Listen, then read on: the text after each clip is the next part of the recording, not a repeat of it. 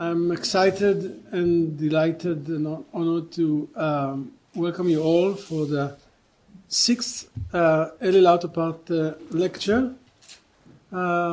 We have these lectures since 2017, and we want with these lectures to celebrate Sir Eli's life and work.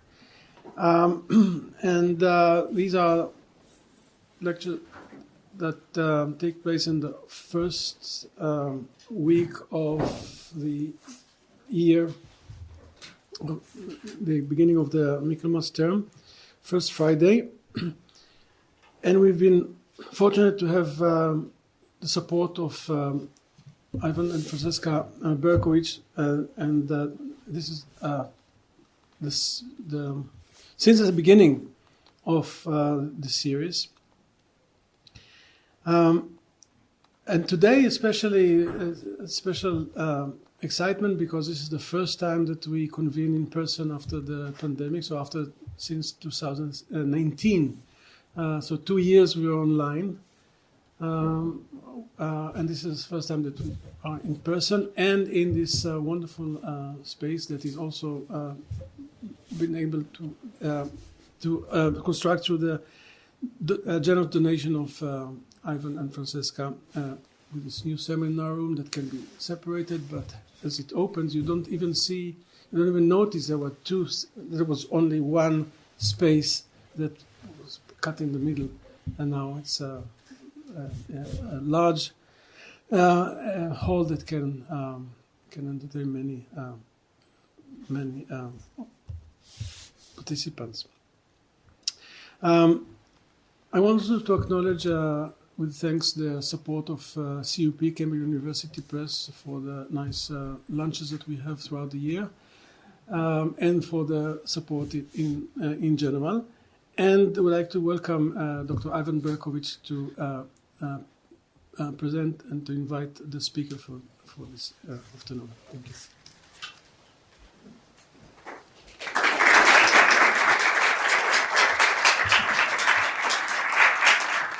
Thank you, Eyal, and thank you for finally making this an in-person event.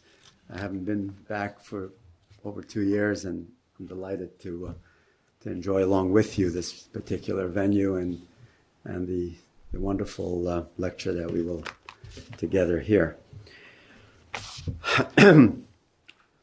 We're living in an era of multiple crises: COVID-19, a crisis of economic disappointment, a crisis of democratic legitimacy, a crisis of international relations,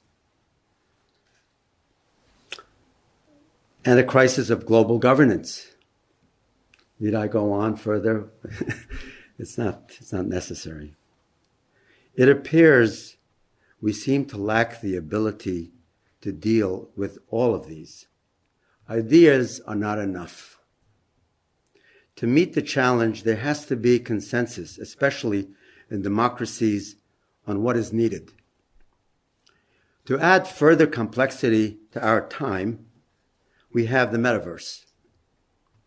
In the years since the genesis of the internet, pioneers of digital technology have described cyberspace as a unique electronic frontier, one that steadfastly resists all attempts at governmental control or state-imposed regulation. Based on this logic, one internet theorist pointed out years ago that entering cyberspace essentially transforms national citizens into global netizens. In seeking to harmonize conflicting national regulations and government regimes overseeing the internet, rules that are too rigid could have repercussions, not only for the internet, but also for personal freedom and international relations. Indeed, governance here necessitates achieving the right balance between national sovereignty and global concerns. The good news is that each age provides us with select sages. Sometimes they're young sages, but Nevertheless, they are sages, wise individuals who offer valuable insight which captures our attention. Our Eli Lauterpacht Memorial Lecture today is on the topic titled, Does the Metaverse Dream of Electric Rights, International Law in the Era of Late Social Media? It's a complex issue. My grandson probably understands it better than I do. But nevertheless, this is a subject that demands the clear and eloquent voice of Professor Noah Feldman of Harvard Law School. I will not go into his background because there will be no room for the lecture. But he's an acclaimed constitutional scholar and foremost American public intellectual.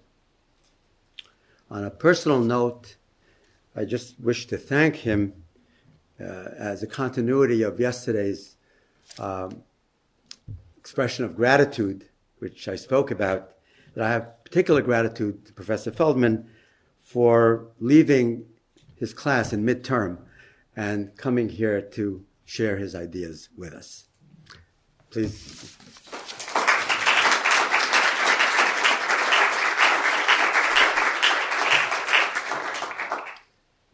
Ivan, thank you very much for that much too generous introduction. I'm very, very grateful for the opportunity to be here. Eyal, thank you also for the invitation. I'm really I'm touched and moved by it. And I should say that I'm keenly aware of both the honor and the tremendous responsibility that comes with giving a lecture in memory of Sir Eli Lauterpacht in a center that's also named for Sir Hersch Lauterpacht. And these are giants of international law and its thought. And I am not that, but I will do everything I can to try to honor their legacy and memory and the content of what I have to say.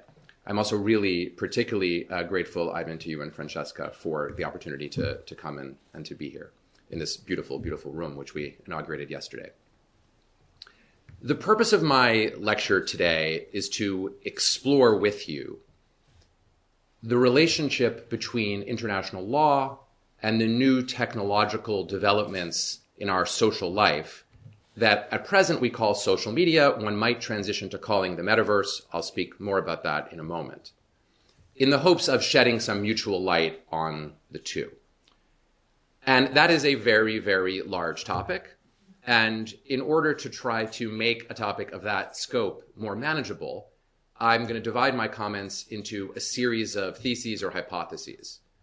And I counted them as I was walking around this beautiful garden before coming in here, and I think there are 5 theses that I'm going to offer to you. And so let me just quickly state them now before entering the body of the lecture. And I'm going to try to avoid doing something that I saw the amazing comedian Hannah Gadsby do on a recent Netflix special, where she laid out in detail every bit of the structure of the stand-up act that she was going to do, which you would think would take away some of the thrill of it. And then she managed to do it and still make it good. I was kind of blown away by the skill that took. So I'm not going to do it as well as she did it, but I'm going to try to borrow a page from Hannah Gadsby. The first claim is going to be about a transition from the way we think conceptually about social media, namely as a form of content or speech with a wide range of regulatory implications associated therewith, to a form of social interaction that will feel much more like conduct or immersive social life in virtual space. And I'm not going to expand on these claims now because that's what the talk is going to be. It's going to be expanding on these claims. The second claim is going to be that in this newly emerging virtual and augmented reality, both virtual reality and augmented reality space, there is going to be a distinctive set of circumstances that are challenges to the structures of regulation that we've inherited from both domestic law and international law, and that cry out for new ideas and new responses. The third claim is going to be that there are effectively 2 different kinds of demand for governance or law in these spaces, and I'm going to categorize one of them as broadly Hobbesian and the other, with respect to Ivan, as broadly Grossian. And I'll tell you what they are when I get there. The fourth claim is that we are already witnessing the beginning of the emergence of new kinds of governance within the social media world as it transitions into becoming the thing that it is becoming, and that those things have something in common with law. And I'll propose as a possible analogy the law merchant, which is a medieval form of law, which might or may not be categorized as international in its form. I'll touch on that briefly, but which I think lends some structure by analogy to how we might think of the kinds of law or governance that are emerging in this virtual space. And then last, and both most tentatively and most ambitiously, that there's something international law-like about this emerging species of governance. So that's the roadmap that I'm going to follow, and you can check in on each of those 5 points and make sure I'm actually sticking to them. As an introduction to all of that, I owe you a word of explanation about my title, and maybe also about my very bright and shiny, and I mean really shiny, faced avatar that you can see over there. This is a sign of digital technologies. When they brighten up an image that looked very good on a phone, every detail really does get emphasized. The first phrase, does the metaverse dream of electric rights, is stolen from and adapted from Philip K. Dick's 1968 novel, which I hope that all of you have at least heard of, Do Androids Dream of Electric Sheep? That's the novel that became, very loosely, the basis for the film Blade Runner. And for the younger folks in the audience, and I'm thrilled to see the next generation of international law and political theory thinkers in the audience, the Blade Runner sequel that came out more recently in 2017. And I invoke this, as you'll see, for a number of reasons, the most significant of which, though, is as a kind of warning to myself as I enter into this talk. A fascinating feature of our current moment in movement from social media to the metaverse is the extent to which science fiction novels shape and affect the imagination of the actual real-world technologists who were designing these spaces. Almost all of the novels that get invoked in this context, sometimes films as well, Snow Crash is a good example. Ready Player One is an even more marked example, are clearly by genre dystopian fiction. They have the objectives that dystopian fiction usually does: imagine a potential future, to reflect back on a present, and identify some terrifying features of how the transformation of social and political life might be already advancing. And yet, and this is fascinating, and I don't have a general theory of it, but I'm open to your suggestions, again and again, I've had the experience of sitting in the room with people who are at the forefront of developing new technologies as they present their vision for the metaverse as though these novels were utopian. There's something to be said here. It won't be said by me at this moment in this lecture, maybe a little bit at the end, about the imaginative quality of human thought, that we can take a vision that clearly in context is meant to make us say that would be the worst possible outcome, and then aim at that outcome. But I have a kind of report from the front for you that says that that is indeed occurring.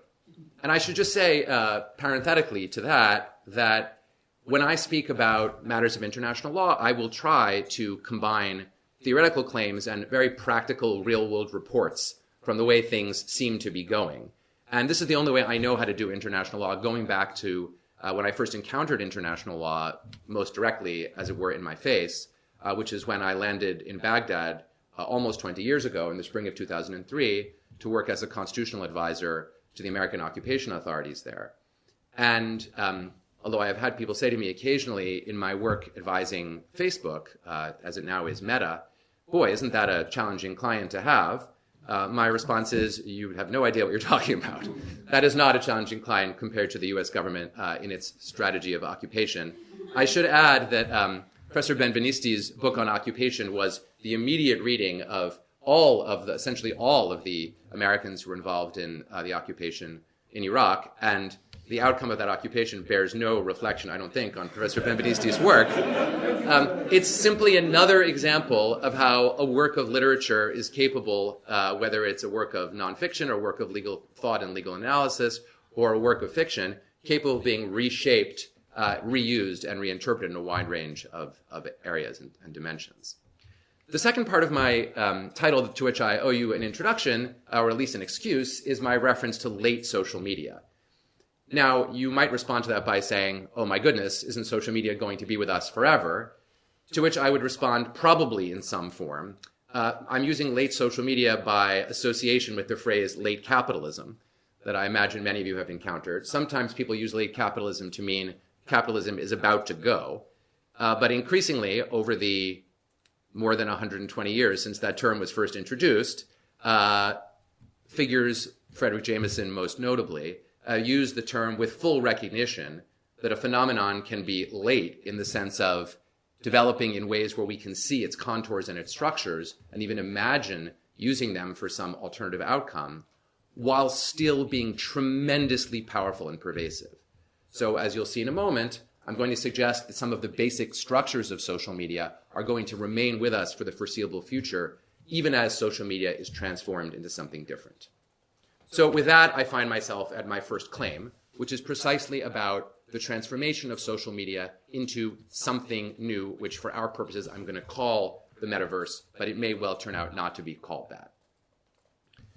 Now, social media as we currently understand it today is effectively any form of online communication that is platform-based, in which a central platform, typically, though not necessarily, privately owned and non-state, but again, that's not necessary, intermediates between users who seek to communicate, and it intermediates in the first instance by aggregating content and redistributing it, usually algorithmically, and curatorially, insofar as the social media platform inevitably is engaging in some form of picking and choosing, editing, removing, and including by virtue of the fact that it is going to transfer to others not the entirety of the expression in the space, which would literally be impossible. You couldn't possibly consume it, but some subset. So that's social media, and today we're all accustomed to it. And my kids, who are older than Ivan's grandkids, nevertheless are full digital natives, and there may even be a few of you in this room who are social media natives, for whom your first uses of phones and computers and other forms of digital technology already incorporated social media. So that's social media. What I'm suggesting is that our form of social media that we know today is in the process of being transformed into a new set of social interactions that will have in common, at least to begin with, much of the intermediation that we're familiar with from social media, but in which the nature of the social interactions that we'll have will be far more extensive with respect to the full panoply of expressions of social life than we have on social media. Now, what do I mean by this? Social media is largely, in our minds and in social practice, shaped by the means of communication. We post, people my age still post primarily in writing, maybe writing with photographs. Younger folks might post in video form. Nevertheless, these are all communicative means of posting. We then consume content typically that has been presented by somebody else asynchronously, maybe just a few moments before I read it or view it, somebody posted it, but typically still not quite yet in real time. Even if you're using Snapchat, there's still some break between the time that you post and the time that your friends see your content. And that content is consumed, roughly speaking, in the way we consume media content, as we define it today. So our interaction has come to be shaped, and this has huge implications for regulation, has come to be shaped largely through the lens of communicative speech, communicative expression. Where we're heading is for a much broader range of real-time social interactions to be experienced in virtual and augmented reality. And as a consequence, those interactions will cover a much broader form of types, a much broader array of forms of social life than those that are primarily captured through conversation, let's say, or actually not even through conversation. What we presently have is asynchronous conversation, which is not quite conversation. So what we're headed for are a set of forms where I will be able to buy and sell on social media forums. I will be able to engage in ongoing conversation in those spaces. I will be able to experience physical interaction in those spaces. Not just playing chess with you, which is a good asynchronous sport, but say playing basketball with you in virtual space, which is not particularly asynchronous. Many things are happening simultaneously in a well-played basketball game and have to be in constant interaction. In this world, and again, the precise contours of it are not yet fully determined because of the nature of the evolving technology, it will be possible, as I'll mention in a moment when I get to claim 2, for me to be walking down the street here in Cambridge, England, while having a conversation with someone in Cambridge, Massachusetts, while both of us are using augmented reality. Where are we going for a walk? That will be a question that I will come to in a moment. To show you that I'm not just making this up or sounding like a utopian technologist, although this maybe already sounds dystopian to you. I use going for a walk advisedly as something that doesn't seem that bad. You can see the extent to which current social media platforms are desperately pushing in the direction of seeking to expand the range of human interactions that take place online. And that's driven by a range of different things. Partly it's the imperative of the technology. Partly it's the desire of many social media platforms to move away from a business model in which they're dependent upon gathering information about your preferences, using that information to sell advertising to advertisers, and therefore, and hoping that that leads them to making money. They would prefer to capture a fuller range of social interactions from which they, needless to say, can profit. And I don't say that as a bad thing. These are for-profit companies. They're businesses to make a profit. So, for example, if a company encourages me to transact with another person on the other end of the platform, there's a way for the company to draw revenue from that transaction that isn't about selling me advertising. If a company, therefore, and of course Amazon, which is a platform, already does this to a very significant degree, but there's no reason in principle that, and we don't think of Amazon as a social media platform, though it's of course a platform, but there's no particular reason that the buying and selling, the commercial interactions that we engage in on a commercial platform can't be embedded in a social media platform. They, of course, could be. So to take an example to one step up from going for a walk, imagine, as is already the case, that I'm engaged in psychotherapeutic treatment with a therapist who's located in some other location. If we were connected by the platform, and in some sense moderated by the platform, and now I'm still talking about a human on the other end. I'm not talking about an AI on the other end, although that's an interesting direction to consider as well. You could imagine that social interaction is even richer and more complex than going for a walk. Well, if it was a really good walk, I suppose it could be as good or better. I don't mean to create some hierarchical relationship between those two things.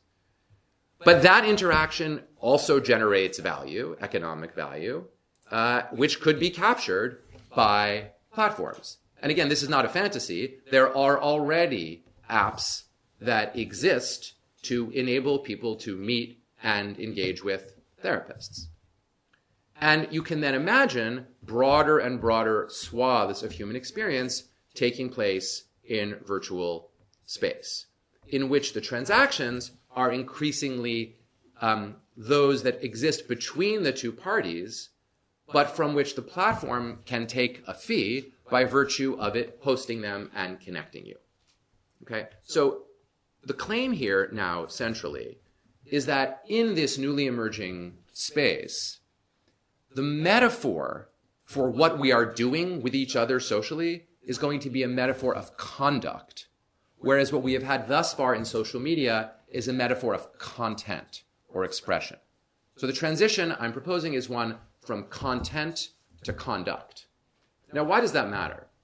It matters because in the world of social media governance, which is a world that, full disclosure, I entered into about 5 years ago when I proposed to Facebook what became their oversight board, and I subsequently worked with them to help architect and build that. In this world, the principles, challenges, and values that have come into trying to make sense of how we should govern are inflected by the idea of expression and free speech, fundamentally. And I want to suggest that that's happened, and rightly happened, because social media began as, technologically, a mechanism for sharing communicative content. The content reality generated a regulatory regime as well as a debate and a set of values debates that are very intense and ongoing because the metaphor was content.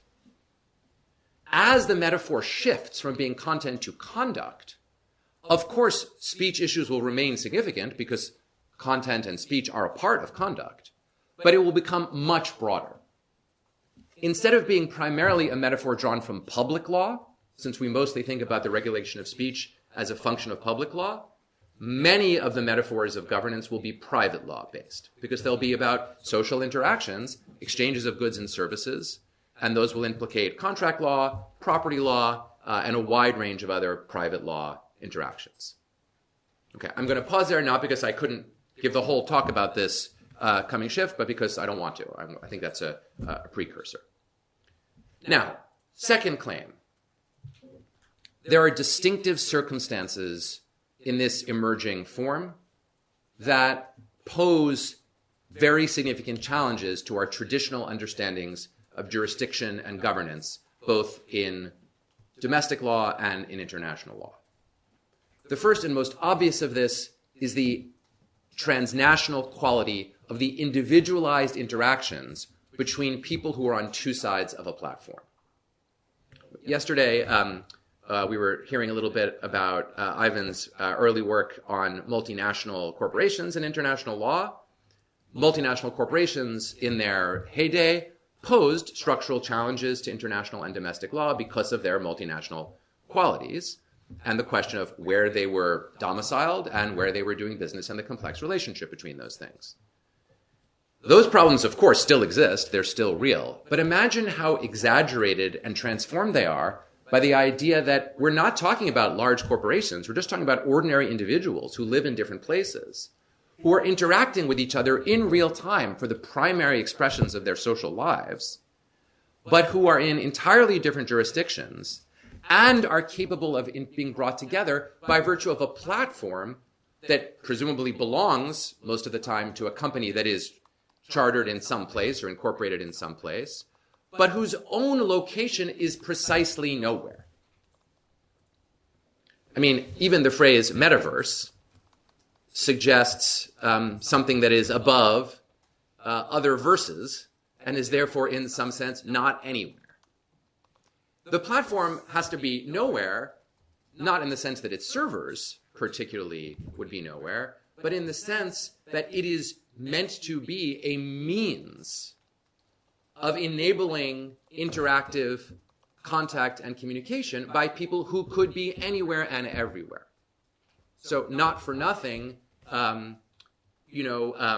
is Ether one of the names of a blockchain structure associated with the cryptocurrency Ethereum that aspires to function as a platform-like space within the blockchain, right? I mean, Vitalik Buterin, smart person, the metaphor of Ether precisely suggests some medium, because Ether was hypothesized for the historians of science amongst you, as a medium whereby everything that transpired as between discrete beings was occurring. And the fact that, we know the ending of the story and that we deny that there is a natural entity called Ether is entirely secondary in a world where there is, in fact, a platform that functions a bit like the way Ether in people's imaginings functioned in the context of physics. The idea is that the platform is nowhere because it facilitates interactions between people everywhere. So what's the law? What's the law? If I'm in virtual reality going for the aforementioned walk, with a friend who's in Cambridge, Massachusetts, while I'm in Cambridge, England, and one of us playfully pushes the other in augmented reality, and because of the quality of the haptics, I'm affected by that, and I'm physically moved.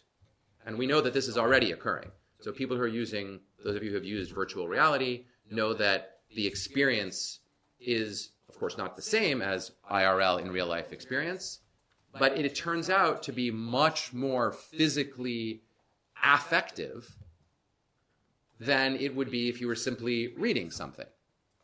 Now I trip as a result of being pushed in virtual reality, and I fall into the street and a passing cyclist hits me. Nothing too terrible happens to me, but I think I have a tort suit, or the cyclist has a tort suit. Against whom? Is it the platform? Is it the person in Cambridge, England who pushed me? There's no answer at present in the law to this question, and I would venture to suggest that it will be difficult and perhaps impossible to solve this sort of problem through ordinary traditional state-based jurisdiction. Even if the United Kingdom or the Commonwealth of Massachusetts or the government of the United States wanted to exercise jurisdiction over that tort suit, it's not at all clear that it would be practically doable to do so. So then, perhaps international law could help us out. Well, to the extent we conceptualize international law as law of nations, as between nations, seems as though the most that international law could provide here would be rather general, extremely general principles that perhaps told the states that they ought to have some law to address these circumstances. Or, as I'll suggest later in my talk, suggest to the platforms that they ought to have some sort of law. Those seem like plausible responses, and as I said, I'll return to them, but they're extremely far from an actually functioning legal regime that would enable us to do anything in this interaction. And notice that as more and more of our social interactions take place in this kind of virtual space, a greater and greater percentage of our areas of our lives where we need law will take place on the platforms. So if I go to my corner grocer to buy groceries, then we both belong to the same jurisdiction and the law may govern. If I'm buying my groceries online from someone on the platform who is shipping them from the other end of the world, then the problems that I'm describing of interjurisdictional challenge, conflict, and control increase across the range of interactions. So you might think of it this way: the more interactions we have that fulfill aspects of our social life in this space, the more they're likely to pose this kind of jurisdictional challenge. Now, it seems unlikely to me that we will be able to sustain our faith in international law, to say nothing of domestic law, unless it begins to help us to answers to these questions. Here I'm self-consciously echoing Justice Robert Jackson's famous opening speech at the Nuremberg trials, which has many interesting aspects, but the one I'm focusing on is the one where he makes the argument that pragmatically, he doesn't use that word, but it's deeply pragmatic, international law will not be of any value or use unless it can be used to offer some reaction to the atrocities of the Holocaust, a word he, of course, did not use. The atrocities of World War II would be how he thought of it. I'm not, obviously, suggesting that buying and selling products and other forms of social interaction online is inherently a crime against humanity. Far from it. I'm suggesting that it's a transformative set of interactions and that law will have to in some way interact with those. And this poses a basic challenge.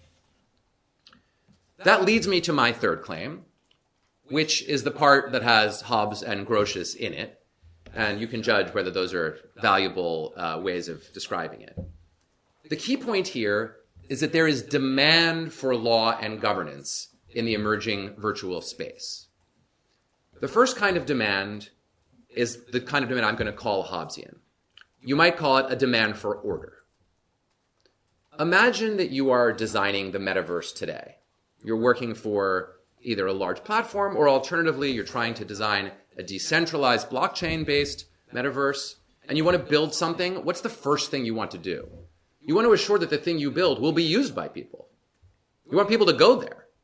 And that's as true if you're doing it for a profit. You need people to go there to make a profit, as it is if you're just a utopian who thinks that the world would be a much better place if more and more of our interactions took place in the metaverse than in real life. You want people to go there. If you're a dystopian, you might want nobody to go there, in which case you might be pleased by what I'm about to say. But the reality is no one is going to enter a virtual space if it is ungoverned, because life there would feel a bit like the heuristic of the state of nature, in Hobbes' terms. It would be a very unpleasant place to be. That has already occurred in some experimental metaverse spaces. I won't go into any great detail, but you can imagine the forms of social interaction that occur, and they can get very nasty very quickly.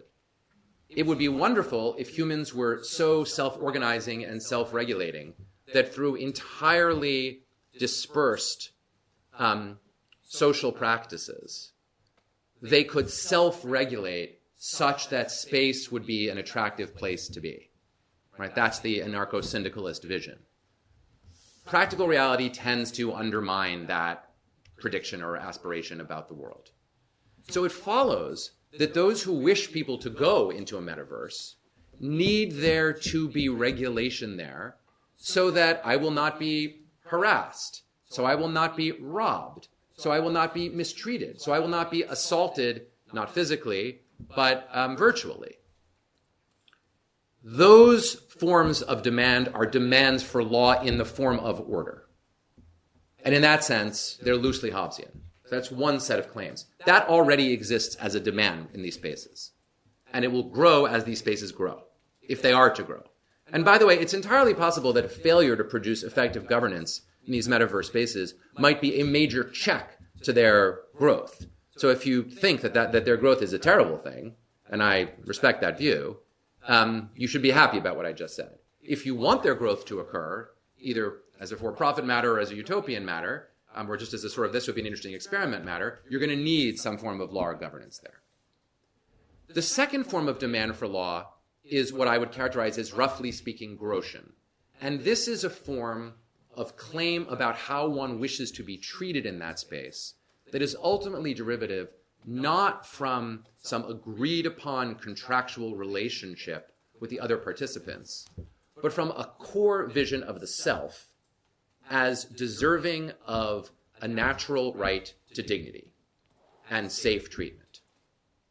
We're already seeing this Grossian consciousness, if I could call it that, in the social media space, as people increasingly, whether they're ordinary people or Elon Musk, suggest that there should be some sort of an inherent right to express oneself on social media platforms. Now, analyzed in detail, this feels like, in jurisprudential detail, this feels like very quickly like an incoherent claim, right, to a lawyer. Why? Well, why are you on the social media platform? You have a contract called terms of service. You've agreed to that contract. The terms of service enable the social media company to decide what you can say, to decide what you can't say, to take it down, and you've signed the contract. So on what theory do you have some right to self-expression there? Unless perhaps some state had guaranteed you that right. Spoiler alert, thus far, none has. Well, that may not be entirely right. The state of Texas and the state of Florida have passed legislation that purports to do some version of that. One's been struck down, one's been upheld, and the Supreme Court of the United States just agreed to grant Sir Eli to hear that case. So there might be a few small jurisdictions that are issuing some kinds of rights. But for the most part, so far in established law, you don't have those rights. So what do people mean when they say, I have a right to speak freely here in this privately owned platform to which they have access only by contract?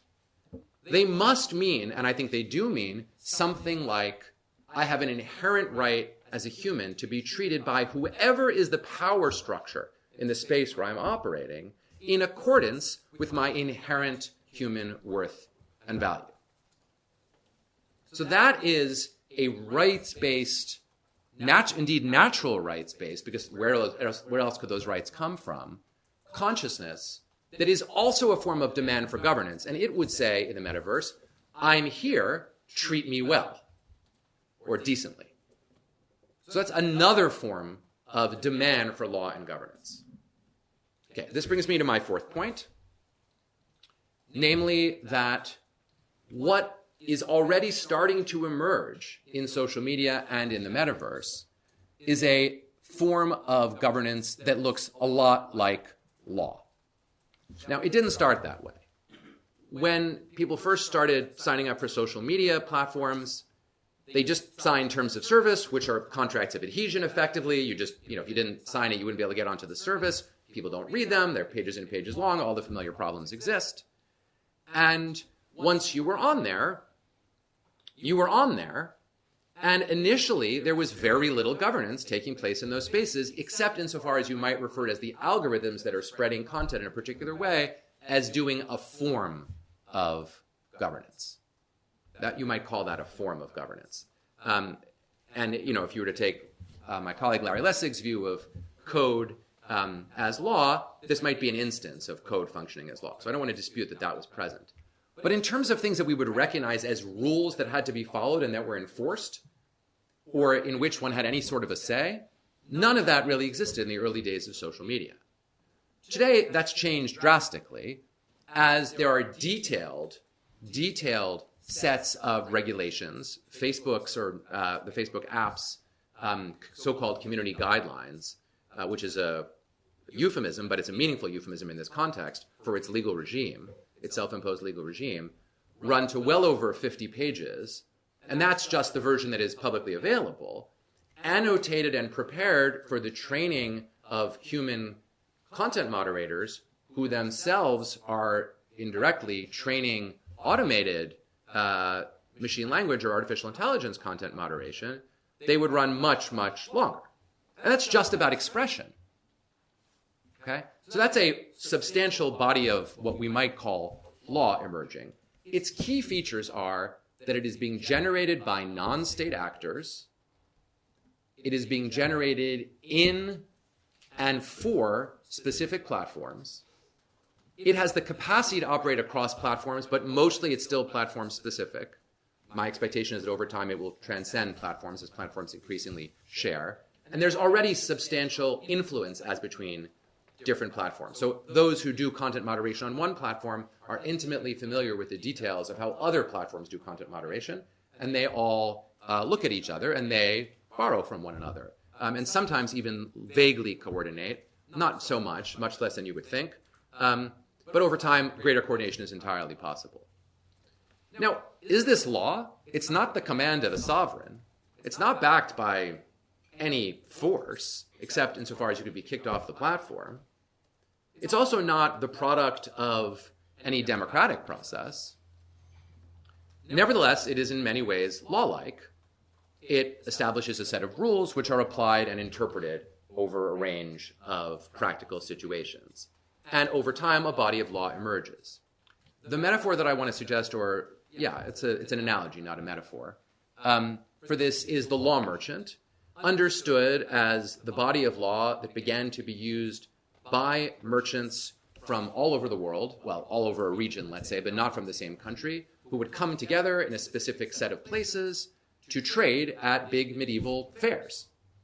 And in that environment, it's too complex and difficult to find out what law governs each transaction based on the origin of the parties. And as it happened, there weren't, at the time, domestic legal systems sufficiently robust to step in and say, well, you just use our law and that will be completely fine.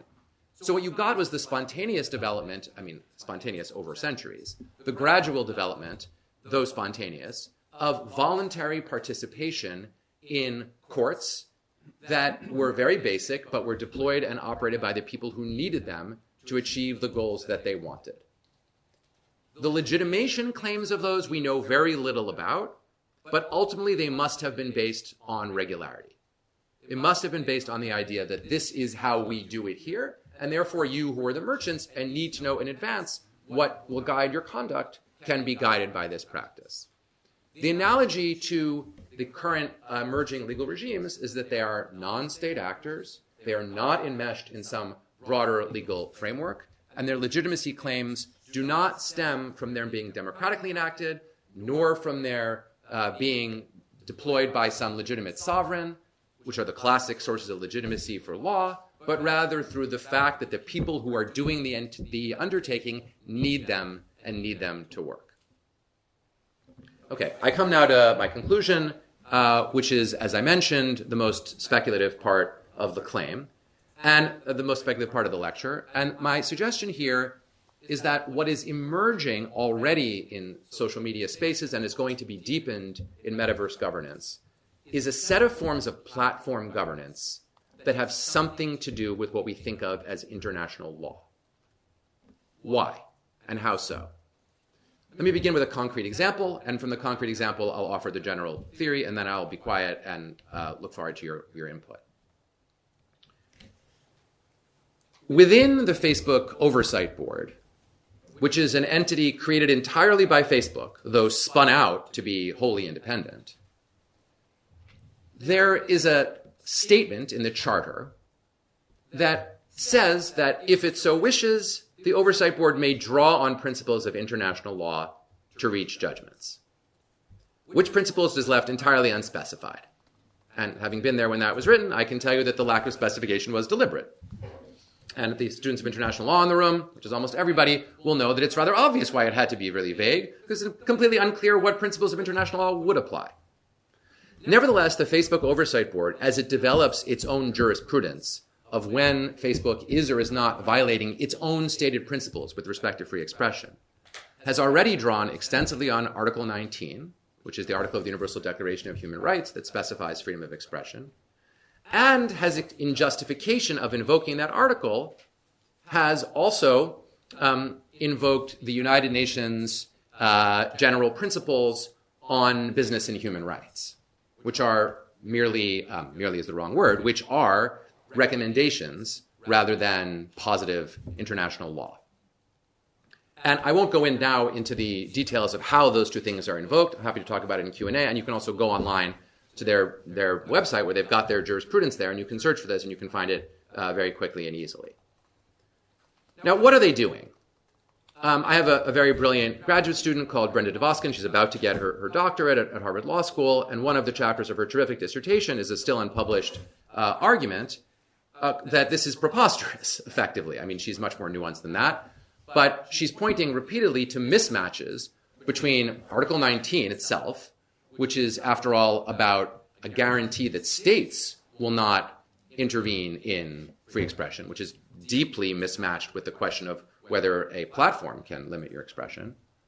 And even with the John Ruggie's recommended general principles, which themselves are mostly about things that that corporations should not do in relationship to fundamental human rights. And here, the invocation is happening jurisprudentially in the context of precisely the question often of what Facebook should do or is obligated to do to regulate conversational media. So this is why, why Brenda's argument is so powerful. Notwithstanding the power of that argument, this is still happening. Why is it happening?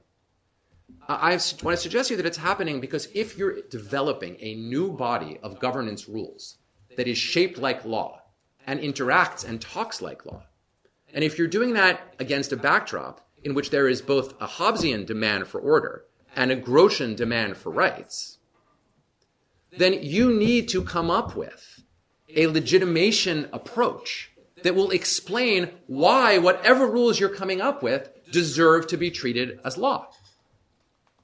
And saying they work is not the whole answer. It's part of the answer, but it's not enough for most human beings who want law. We want deeper legitimacy claims.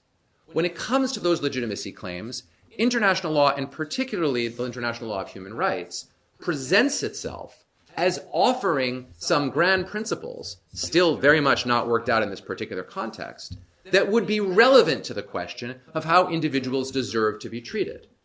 And the fact that thus far, those principles are not translated into how a platform should treat you is secondary, I almost want to say irrelevant from the standpoint of the parties that are seeking to produce this body of law. They need something, and international law, particularly international law of rights, is the place where they are probably going to look and continue to look more. Now, you'll see now, as I conclude, why I wanted to begin with the idea of dystopia.